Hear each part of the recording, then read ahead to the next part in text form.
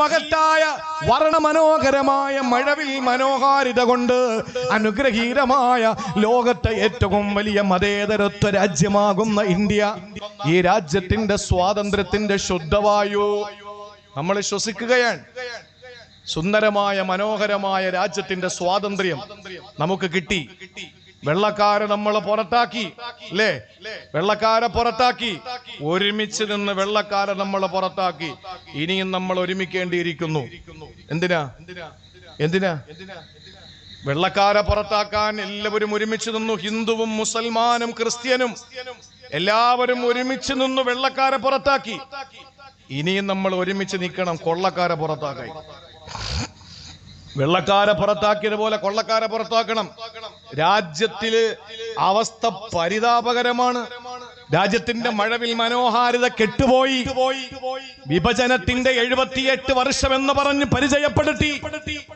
വിഭജനത്തിന്റെ പേരിൽ, ദുരാഷ്ട്രത്തിന്റെ പേരിൽ ഏറ്റവും കൂടുതൽ സങ്കടം അനുഭവിച്ചതും നീറ്റൽ അനുഭവിച്ചതും വേദനകൾ അനുഭവിച്ചതും ഈ സമുദായമാണ്. നമ്മൾ മറന്നുപോയിട്ടില്ല. ഏറ്റവും കൂടുതൽ വിഭജനത്തിന്റെ പേരിൽ അനുഭവിച്ച പീഡനങ്ങളും വേദനകളും ഈ സമുദായമായിരുന്നു. എന്നാൽ ഈ സമുദായത്തിന്റെ നേതാക്കന്മാരായ മതകലാലയങ്ങളിൽ പരിശുദ്ധമായ ദീനീ പ്രസ്ഥാനങ്ങളിൽ പരിശുദ്ധ ഖുർആനും തിരുവചനങ്ങളും പഠിപ്പിച്ചുകൊണ്ടിരുന്ന നെഞ്ചറ്റമ്പര ദാടിരോമങ്ങളുള്ള മതപണ്ഡിതന്മാരെ ബ്രിട്ടീഷ് പട്ടാളം പിടിച്ചുകൊണ്ടുപോയിട്ട് വൃക്ഷശിഖരങ്ങളിൽ കെട്ടിത്തൂക്കി. കാല് മുകളിലും തല താഴെയുമായിട്ട് കെട്ടിത്തൂക്കിയിട്ട് ഇംഗ്ലീഷ് അക്ഷരമാലകളുടെ കോലത്തിലും രൂപത്തിലും കെട്ടിയിട്ടിട്ട് പാവപ്പെട്ട മുസ്ലിം പണ്ഡിതന്മാരുടെ നെഞ്ചിലേക്ക് നിറയൊഴിച്ച് ഒരിക്കലും ആരുടെ മുമ്പിലും പാദസേവ ചെയ്യാത്ത, ആരുടെ മുമ്പിലും ആരുടെ ഷൂവിന്റെ അടുക്കലും നമ്മുടെ മുഖം ചേർത്ത് വെക്കാത്ത നിലയിൽ ഈ രാജ്യത്തിന്റെ ഇന്നലകളിൽ നമ്മുടെ പ്രിയപ്പെട്ട നേതാക്കന്മാര് രാജ്യത്തിന്റെ ഭരണഘടനാ ശില്പികളുടെയും രാജ്യത്തിന്റെ ഈ സ്വാതന്ത്ര്യത്തിനു വേണ്ടി കഷ്ടപ്പെട്ട നേതാക്കന്മാരോടൊപ്പം ചേർന്ന് നിന്നുകൊണ്ട് ഈ രാജ്യത്തിന്റെ സ്വാതന്ത്ര്യത്തിനു വേണ്ടി പോരാടി. എന്റെ പ്രിയപ്പെട്ട സഹോദരങ്ങൾ മനസ്സിലാക്കണം, ഈ ഇന്ത്യ മഹാരാജ്യം, ഞാൻ പറഞ്ഞു വരുന്നത്, ഈ ഇന്ത്യ മഹാരാജ്യത്ത് നമുക്കറിയുന്നത് പോലെ ഇത്രയും വലിയ ഒരു മഹാ സ്വാതന്ത്ര്യം നമുക്ക് ലഭിച്ചു.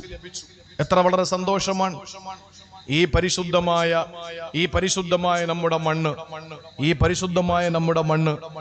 അള്ളാഹു നമുക്ക് എക്കാലവും ഈ സ്വാതന്ത്ര്യവും ഈ സമത്വവും ഐക്യവും സാഹോദര്യവും നീതിയും ധർമ്മവും നിലനിർത്തിക്കൊണ്ടുപോകാൻ അള്ളാഹു നമുക്കും നമ്മുടെ പരമ്പരകൾക്കും അള്ളാഹു തൗഫീക്ക് തരട്ടെ.